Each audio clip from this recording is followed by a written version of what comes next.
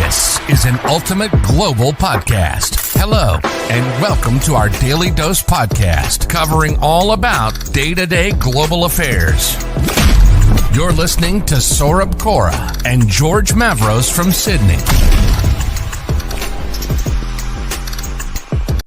Hello, and a very good afternoon to Friday's Daily Dose podcast on international students, international education sector, as we collaborate with the Community Connect webinar by Agencies, which is an all-in-one digital platform for education and migration consultants. And also, this episode is in association with Campus Consultancy, whose founder is with us, Josh Farr. And we are going to talk about this interesting topic of what's a growth mindset. As we all know that this is the need of the hour. We cannot stay fixed at one place. We need to continuously learn and adapt ourselves. And COVID-19 has taught us that, isn't it, Josh? Yeah, that's exactly right. I'm really thankful to be here. Love the introduction. It's really nice to spend some time with you today and to dig into this topic.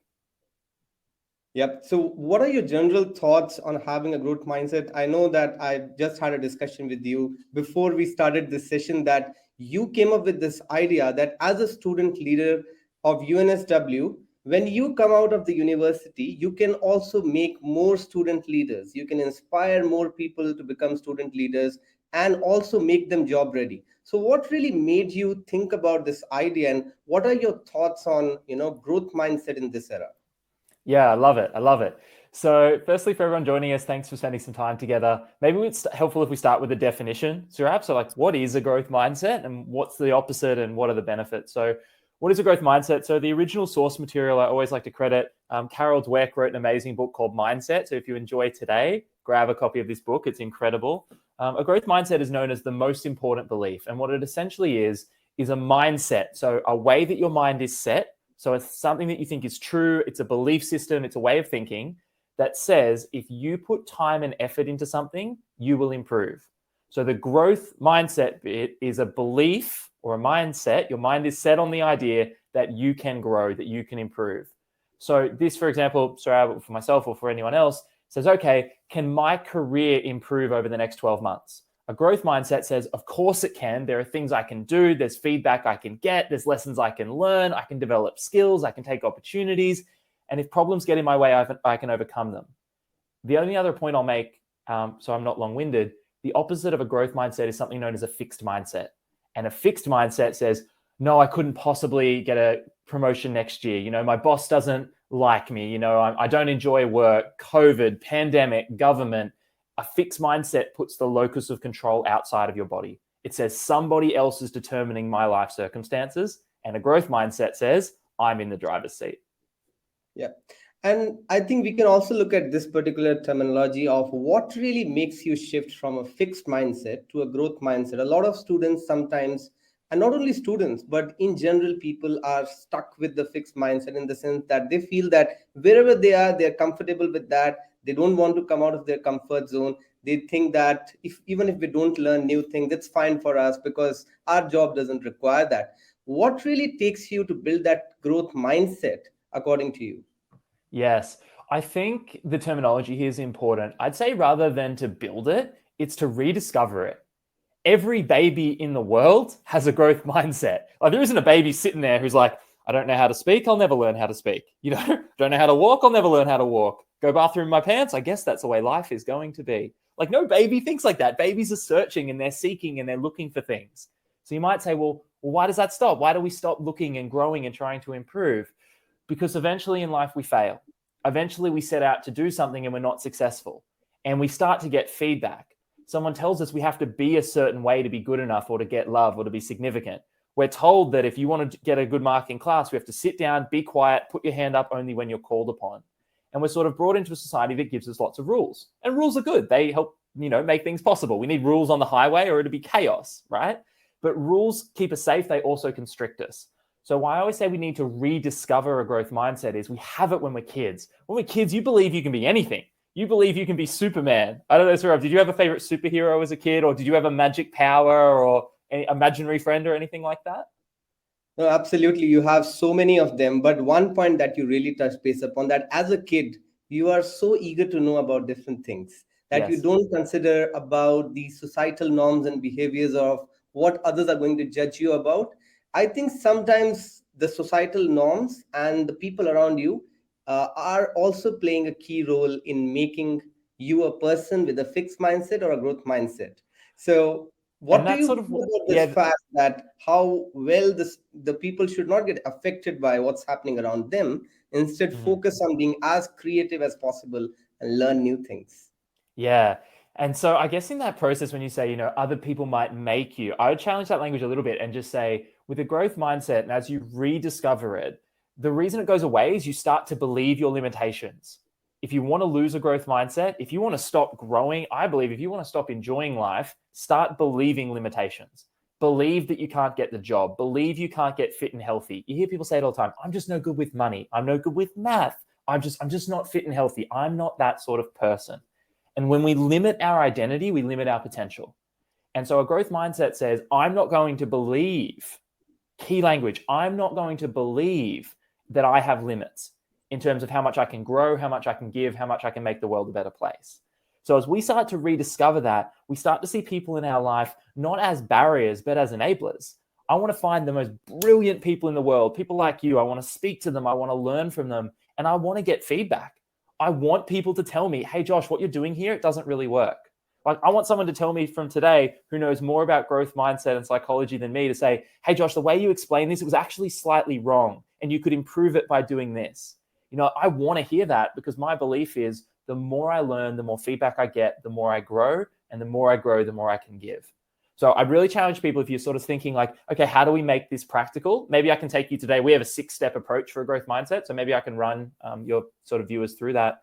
But I really encourage you to think, I need to first challenge this idea that I believe in my limitations. Secondly, I need to say, this is something I've already done as a kid. I just need to rediscover it. I need to believe I can be Superman again or Superwoman again. And then thirdly, it says, okay, if I can start to believe that, I need to start taking action. And that's where our sort of 6-step process comes in. Absolutely, Josh. Can't agree more with you on that part. I think growth mindset is not only about coming out of your comfort zone, but also what COVID-19 has taught us, that it is also about being adaptable with your surroundings, being resilient through tough times, and Yes. how adaptable you are with working in teams which are coming from different countries, or how adaptable you are or your company is in getting new technologies into place, or how I love resilient it. your infrastructure structures are, so that you can go through tough times like COVID-19 pandemics and probably some sort of financial recession. So growth Yeah. mindset is much more than that, isn't it? It is. And Saurabh, I'll give you a really good example, or what I hope is a good example to bring this to light. We do a lot of work with student groups. So I know you're at UNSW. When I was at UNSW, I ran a student civil engineering student club, and we do lots of work with clubs. I spoke to a student club yesterday, amazing club. And one of the challenges was their membership had gone from 1,000 members down to 200. So it's like written in my little notebook here. I was literally on the phone with them, brainstorming with their executive team. And I said, okay, why do you think that's happened? And they gave me all the reasons, and all their reasons were true. They said COVID, borders, students have Zoom fatigue. They listed off a bunch of reasons. And I said, okay, have you met any other clubs whose membership's gone down? They said, oh, definitely. And they told me all these other clubs and their membership's gone down as well. And I said, have you found any clubs whose membership's gone up? Have you found any clubs whose membership has increased during COVID? And they said, oh, no, we haven't. And the belief, you could tell, the belief was COVID equals less engaged students. That was the mindset that was run through. And I challenged them. I said, my friends, you need to find some clubs whose membership has increased. Because for you to put the time and effort and energy into growing, you need to believe it's possible. You need to believe the treasure's out there and that you can find it and it's going to be worth the journey. And so it was so funny. So I said to them, and they were sort of like, oh, okay, like we didn't even think about that. Today on LinkedIn, I shared it. A guy named Cole, who's the president of the Sydney University Undergraduate Engineering Club, put out his annual report. PDF PowerPoint. I was getting ready, thinking about talking to you today. I was just scrolling through LinkedIn. I saw the PowerPoint. I don't know what it was. It called to me. And I saw a 21-page annual report. I'm like, that's interesting. I clicked through, and I think it was the 4th slide. He showed a graph of their membership from the year. Their membership tripled, more than tripled in 2021, from just under 500 members to nearly 1,500 members. So within the space of less than 24 hours, I'm speaking to one club who went from 1,000 to 200, and then another club who's gone from 400 to over 1,000, right? What's the difference? Are those two students really that different? Are they experiencing COVID in that different a way? It's Melbourne, it's Sydney. Like, the difference there is the mindset and the belief. And if you have a leader, or if you are a leader, until you believe it's possible, and until you can convince your team it's possible, change isn't possible. You've got to believe it's out there. I can do it. We can increase our membership. We can get the job. I can get a pay rise. I can run the marathon. Like, it's Roger Bannister's 4-minute mile stuff. Everyone thought it was impossible until one person did it.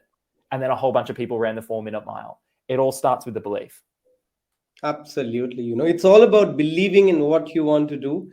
And it's all about that changed mindset that brings in the change around you that you want to witness as a leader, or you Yes. want others to make that change. So, one of the famous quotes from Mahatma Gandhi is that be the change that you wish to see in the world. So whatever change you wish to see in the world, or whatever change you want to make in the community, it starts with you only. And unless and until you don't have complete belief in yourself, you cannot make that change.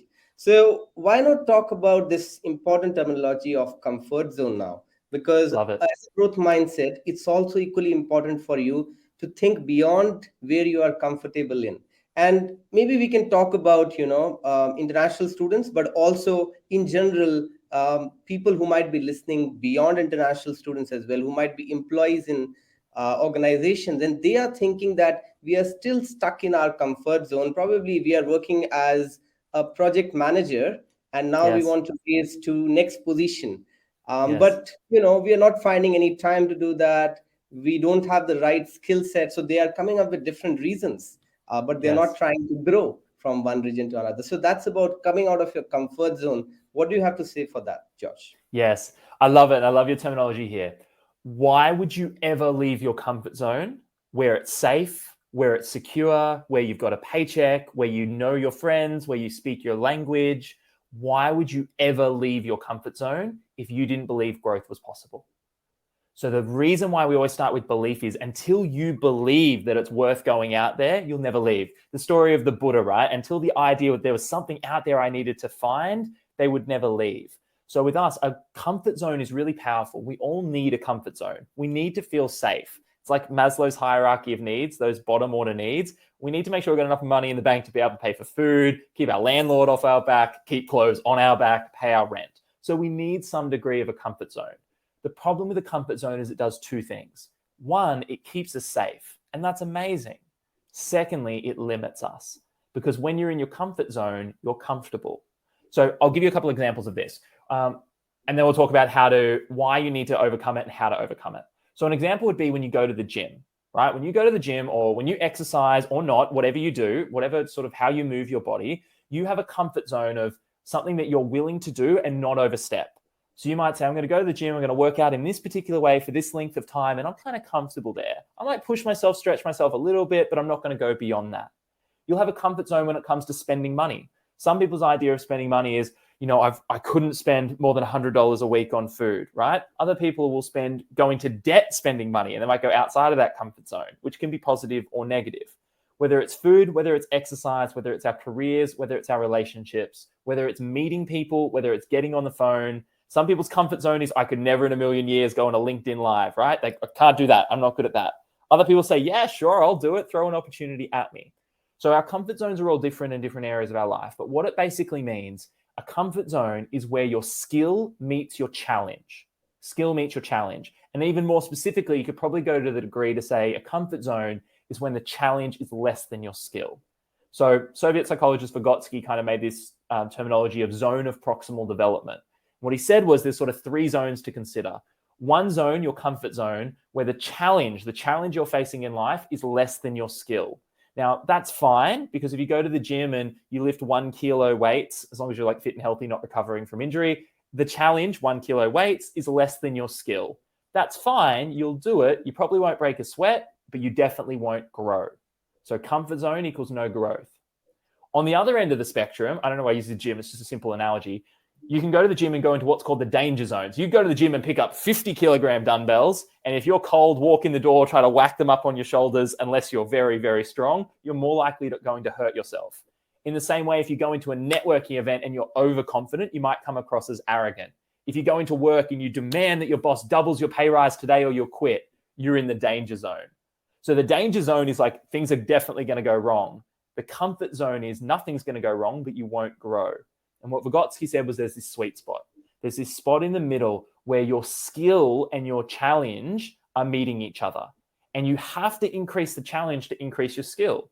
Because unless you go from 1 kilo weights to 2 kilo weights to 3 kilo weights, I have no idea where you'll stop. But I challenge you, and maybe this is a quick thing for people to do, to have a guess of where your potential is and surprise yourself. So for example, you could say, I'm going to go to the gym today. I'm going to do a shoulder press. I'm going to guess how much I can shoulder press for reps of 5. I'm going to guess. Maybe I think it's 5, 10, 15. Go and try it out. And what you might find out is you might be off by 10 or 20%. You might say, for example, over the next year, I'm going to write down how much money can I save in the bank. I'm going to set myself a challenge, set myself a goal. That's the first of the 6 steps. And over the next 12 months, you might say, okay, I think I can save $5,000. Okay, well, if you break that down, that's $100 a week. And what you might find is I can actually save 150 or 200 or 300. And so often where we peg our potential is lower than what it really is. Because everyone around us who's achieved all the amazing things, they have the same 168 hours in the day, but it comes down to how we use it. So if we stay in our comfort zone, we won't grow. If we jump out of it too quickly, we can be in danger. And what we want to find is that area where we're forcing our skill to rise with the challenge. We can do that through opportunities, through friends, through courses, through programs. But we need to leave that comfort zone or we won't grow. Absolutely, Josh. And, so many wonderful examples you have shared. What I was also thinking is looking into these different lenses. Now, growth mindset, we have already talked about what's a growth mindset. Now, there can be different perspectives of looking into it. Somebody might say that I'm not able to manage my time in a proper way. That's a fixed mindset for them. Another fixed mindset can be that I want to become a leader. I have all the skills, but I'm not able to understand what really takes me to become a leader. So some people are confused about their leadership qualities. They doubt themselves. They're still doubting their skill set. And a lot of people I know in the industry, in the university, who have got all the skills, but probably they are not sure about themselves. They're still doubting themselves. And there are still some sort of barriers in their mind which stop them from reaching where they actually can reach in the next couple of years. But what is it that stops them is really important for them to find out, isn't it? Yeah. I'll give you a little framework, and I've got to attribute this. A mentor of mine, Tony Robbins, uses this all the time, and I absolutely love it. He says at any point in life, you're making 3 decisions. The first decision you make is what to focus on. So someone might say they look at their time, they look at their calendar, and that's the thing they're focusing on. Someone else, as you say, might say a leadership opportunity on campus. Someone else might look at their bank account or their workout routine. So the first thing is what we focus on. And we know our energy will go where our focus goes. So step 1 is what are we going to focus on? So let's say for your example, a student's thinking about how can I manage my time? So that's going to be their focus, right? Now, if we just focus and sit at our watch going past every day, it's going to be a very bad use of time. If we sit there and watch the Netflix episodes roll by and that's what we're looking at time, we're looking at the bar down the bottom, not effective. We've got to first master what to focus on. Second step then is what it means. And this is where the belief system comes in. So if you look at time management and you look at your calendar, if the meaning you give your calendar is a calendar where all the awful stuff is, oh, I got to study, I got to work out, I got to do my assignments. If your calendar is a minefield of things you don't want to do, you're not going to use it. Versus if you say my calendar is my passport to freedom. I fill my calendar with things that make me feel alive. If I love reading books, on my calendar, seeing my best friend, on my calendar, checking LinkedIn and listening to podcasts with yourself, Saurabh, on my calendar. If you fill your calendar, if you give your calendar an empowering meaning, like it's exciting, it gives me freedom, it helps me feel the way I want to feel, you'll feel totally differently about it. And one of the traps we have is we can look at our calendar, we can look at leadership. Leadership, we might say, do we give that the meaning of it's a chance to fail, fixed mindset? Or do we give it a meaning with a growth mind that says leadership is a chance to serve? That's why in my TED Talk a couple of years ago, I said leadership is service, because anyone can serve. Any leaders who you're speaking to who say, oh, I've got the skills, but I don't know how to do it, easy. Find a problem in the world, try to reduce it or solve it. Simple. So first, we've got to figure out what to focus on. Second, we've got to give it a meaning, and especially an empowering meaning. That's where the growth mindset comes in. And the third step is, what are we going to do? Third decision we all have to make, leaders have to make, is what are we going to do? And with a growth mindset, you say, I know if I take action, there's a chance I might fail. And, not but, and if I fail, I'll learn something. So the startup founders, the entrepreneurs, the people who are creative, you were speaking on creativity before, the people who go out there and change the world and write books and start podcasts, they have a growth mindset because they go, I don't know if it's going to work, but I'm going to do it anyway. I'm going to find out. And hey, even if it doesn't work, if no one tunes into this podcast, at least Saurabh, you and I have spent some time together, you know? So it's like, I look in the world of anything you do is a win. Anything, as long as it doesn't negatively impact somebody else.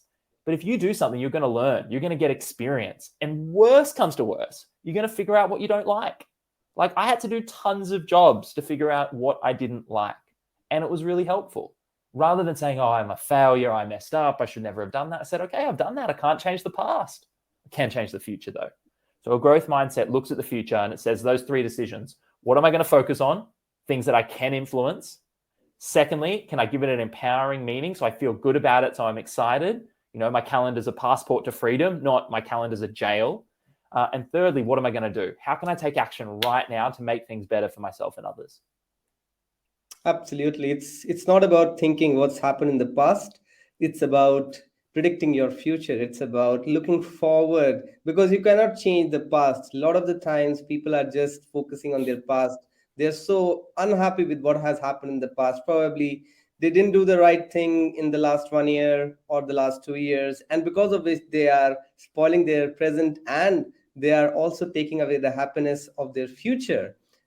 The future which can be a future aligned as per their interests, Yes. and not on the basis of what they are predicting how their past was. So forget about your past and think about your future from here on, and come out of that comfort zone. That's very important. And finally, align your mindset with your short-term and long-term goals. I think we discussed about this topic in the last Friday session as well, where we touch base upon this fact that how important it is for you as a person to map your mindset as per what you think you will be after 1 year, or what you think you will be after 5 years. And accordingly, you set your tasks in your present times and in the near future. So what do you have to say, Josh, as a final comment before we end this Daily Dose podcast, in with regards to this fact that how important it is for one to map their long-term and short-term goals with respect to how their mindset works at the moment? It's a really, really good one. You mentioned before that Gandhi quote of like, be the change you wish to see in the world, right? I layer that with a second one, and I think it speaks to goals. Be the change you wish to see in the world says the result, the goal, the output that you want, do the action that leads to that. So if you want the world to be a friendlier place, result, take the action of being friendly. So it's an action result framework. He also said, which I love, happiness is when what you believe, what you say, and what you do are in alignment. So I think if you put those two things together, to see the result you want in the world, you have to take the action. But to take the action and to feel good about it, you need to believe, say, and do the same thing. So if in your mind right now, I think all of this starts in your mind, and listeners at home, Saurabh, maybe do this little activity with me. Anywhere you are, look around. If you're listening, if you're watching, grab something that a human being created. So grab anything at all on your desk, Saurabh, pick something up, hold it up to the camera, anything at all that a human being created. Okay, great. My little squidgy toy here, your Gatorade, whatever anyone's picking up at home, every single thing that a human being created started in their imagination before it existed in reality. Everything. Like, look around your apartment, the light, the book, the screen, the laptop, the headphones, the poster on the wall, all of it existed in here first. So when it comes to goals, when it comes to growth mindset, when it comes to long-term and short-term, step one is imagining what you want the future to look like. For me, I normally give people a year. So I say, imagine today's the 15th of October. Imagine it's the 15th of October, 2022. And just take a blank page and write down, what do you want your life to look like? Like, pause this recording if you have to, grab a blank page and just give yourself a 2-minute timer and just write, what do I want my life to look like in a year?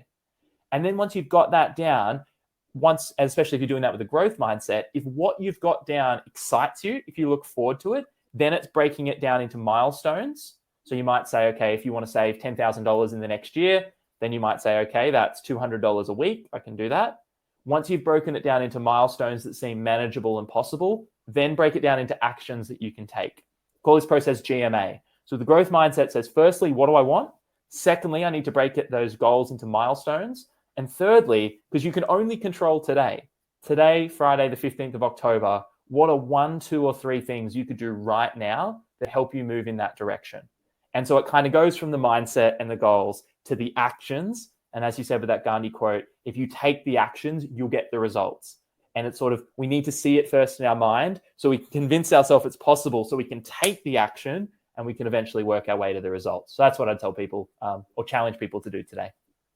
Absolutely, Josh. And you know what wonderful words you spoke about the fact that it's important to first set your milestone and then take actions according to that and break your larger task into smaller chunks so that that larger task doesn't feel too much on your head. And even if somebody is listening to us today and they think that they have a fixed mindset, it's not too late. You know, you can forget about the last 1 minute, you can forget about yesterday. It's all about tomorrow. What you do from tomorrow really matters you a lot, or what you do from today itself, this minute itself, really matters you a lot. So even if you can start bringing that change in your life by having a mindset where you start learning new things, you are open to talk to different people, you're open to diversity, you are ready to adapt to new environments, you are ready for that growth mindset, and your past cannot be a hindrance to that. It's only and only your future which you have to look at. Thank you so much, Josh, for joining us today. And what a wonderful conversation it was. I hope to see you again in one of the other discussions. And probably I want to be in your sessions as well. Yeah, hopefully. And no doubt we'll be able to get back to UNSW and back to some in-person workshops very soon. So whenever we're on campus, mate, we'll definitely connect and bring you along. Thank you so much. Thank you so much. Have a great day, Josh. And have a great day, everyone.